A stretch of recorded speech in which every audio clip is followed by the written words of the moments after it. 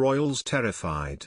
Queen on sickbed made important decision for William and Kate to be king and queen.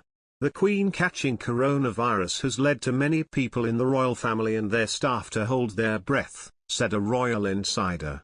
An insider close to the royal family has said that the Queen's coronavirus diagnosis has terrified royals. The source said that prominent royal family members were now holding their breath thinking about the Queen's health. The expert said the royal family are terrified concerning the Queen's COVID struggles. Last week, the 95-year-old monarch tested positive for the deadly pathogen. She has not been seen in public since. The Queen's virtual engagements have also been postponed. A royal source has said the close family are deeply worried. Speaking to magazine, a source close to the royal family said the Queen was diagnosed with the illness at the worst possible time. They said, "Everyone in the family is praying that Her Majesty is going to be okay.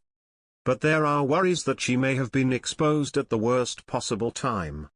There is mounting distress that her immune system might not be able to stand up to the virus.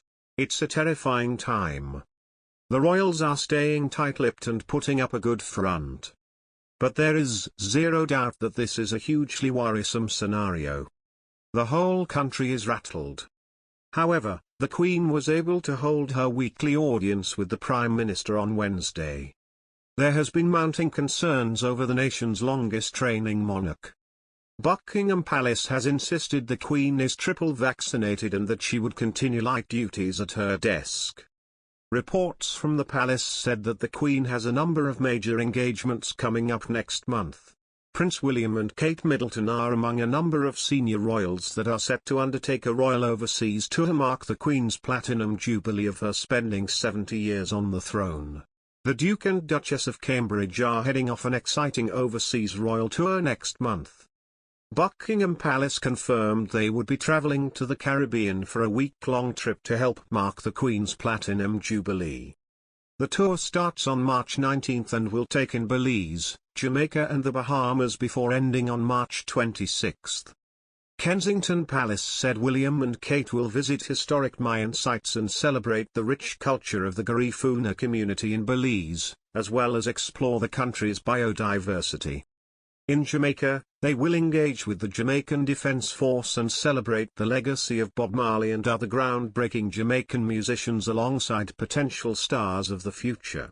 In the Bahamas, the Cambridges will visit a number of islands and experience a world-famous Junkanoo parade. The pair has asked to meet as many local people as possible, the palace said. A Kensington Palace spokeswoman added, "Their Royal Highnesses are very much looking forward to the visit, which will be their first joint official overseas tour since the onset of COVID-19 in 2020. It had been previously reported that the Cambridges would be heading to the Caribbean this spring. The palace has been contacted for comment but has yet to respond. During a meeting with Prime Minister Boris Johnson last year, the Queen started talking about Matt Hancock, who has just given an interview on the Diary of a CEO podcast, and made a telling observation about him. It's not often the Queen lets her true feelings show through, and often maintains an air of mystery. But last year, she appeared to reveal how she really felt about former Health Secretary Matt Hancock during a meeting with Boris Johnson. Mr. Hancock, who has just given an interview on the Diary of a CEO podcast, was at the time leading the UK's response to the COVID-19 pandemic. That pandemic had forced the Queen and the Prime Minister to hold their weekly meetings over the phone rather than in person for over a year. And at their first in-person audience in 15 months last June, a camera captured their opening remarks. After exchanging brief pleasantries with Mr. Johnson, the monarch said, "I've just been talking to your Secretary of State for Health, poor man.